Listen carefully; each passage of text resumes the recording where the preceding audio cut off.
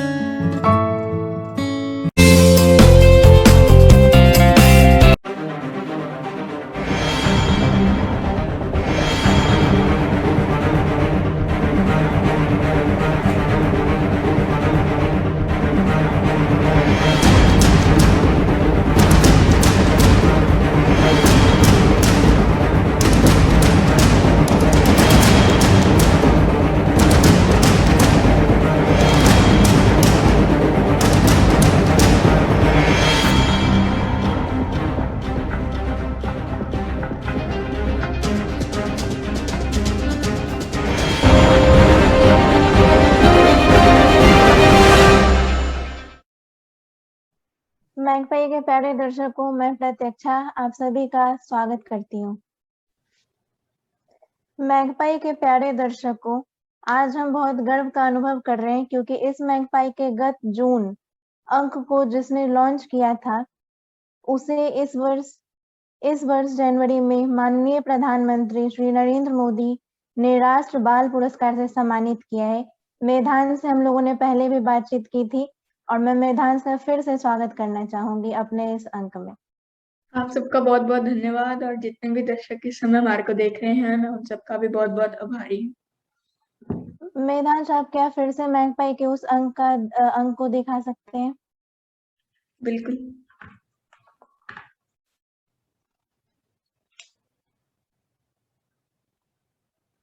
ये cover page है इसका।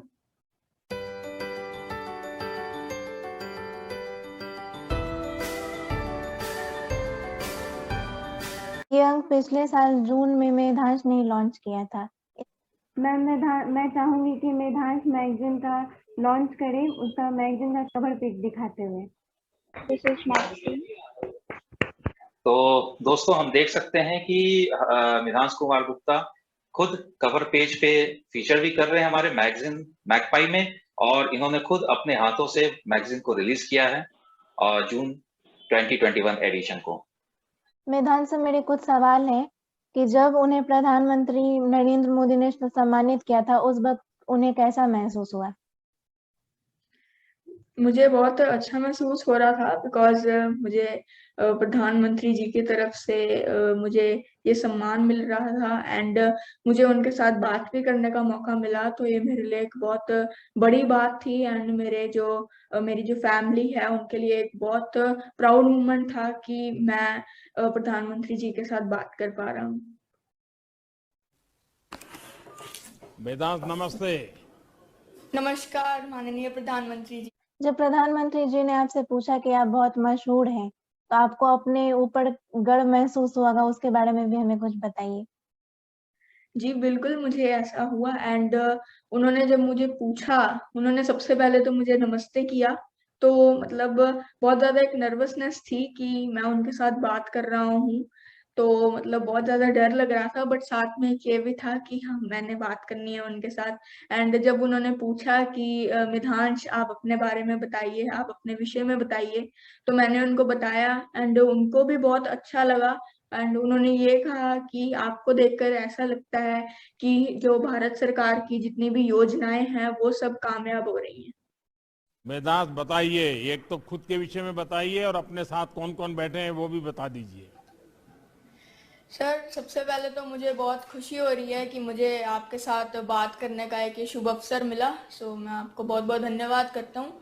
और सर, जो मेरा मेन फील्ड है जिसमें मैंने काम किया है वो मेरा आईटी के अंदर है, टेक्नोलॉजी में। तो मैंने उसमें काफ़ी प्रोजेक्ट्स बनाए हैं एंड जो मैंने अपना मेन वर्क किया है वो मैंने कोरोना टाइम के अंदर किया है, बिकॉज लोग काफ़ी पैनिक क्रिएट कर रहे थे कि लोगों को पता नहीं था कोरोना क्या होता है। तो उसके लिए मैंने अपने फील्ड के अंदर दायरे में रहकर मैंने लोगों के लिए एक ऑनलाइन पोर्टल लॉन्च किया जिसके अंदर लोगों को सारी जानकारी मिलती थी कोरोना के लिए। एंड उसके साथ मैंने एक हेल्पलाइन नंबर जारी किया जिस पर कितने लोग जुड़े थे तुम्हारे साथ? सर उसके अंदर काफी लोग जुड़े थे ऑल ओवर इंडिया से, अलग अलग राज्यों से। एंड सर मेरे साथ अभी मेरे मदर बैठे हैं एंड मेरे father and DM ma'am and उनके अधिकारी बैठे हैं। तो ये आपको आदत किसने डाली? माँ बाप ने डाली है? स्कूल में, कॉलेज में डाली? क्या हुआ? सर मुझे जो मेरे को एक अवसर मिला वो मुझे मेरे पेरेंट्स की तरफ से मिला, क्योंकि वो भी आईटी के अंदर ही है उनका फील्ड। तो उन्होंने मुझे काफ़ी एक्सप्लोर किया, सिखाया एंड मुझे मेरे फादर से काफ़ी इंस्पिरेशन मिली कि मैं सोसाइटी के लिए कुछ कर सकता हूँ, क्योंकि उन्होंने भी काफ़ी काम किया सोसाइटी के लिए।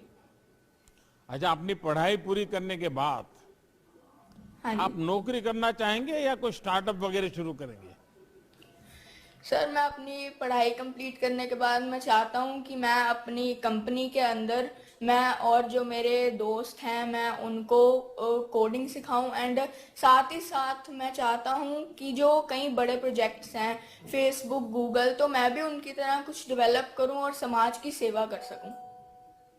वेदांश, आपको देखकर मुझे ये लगने लगा है कि पिछले कुछ वर्षों से किए गए भारत सरकार ने जो योजनाएं बनाई वो प्रयासों के कुछ अच्छे परिणाम निकल रहे हैं।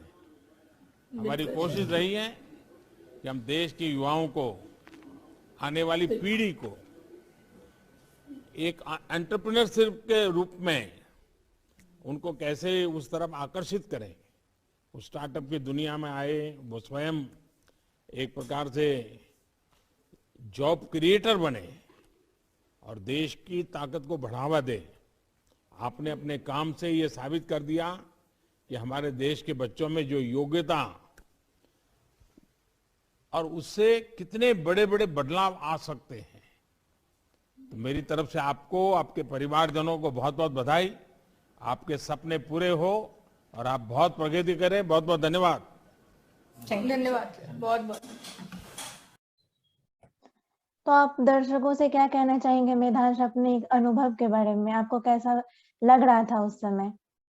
उस समय बहुत ज्यादा मतलब एक नर्वसनेस थी, बट उससे पहले हमारे साथ समृति ईरानी मैम ने भी बात की एंड उससे थोड़ा बहुत इसको कहते हैं ना झांका खुल जाता है, तो वो हो गया था।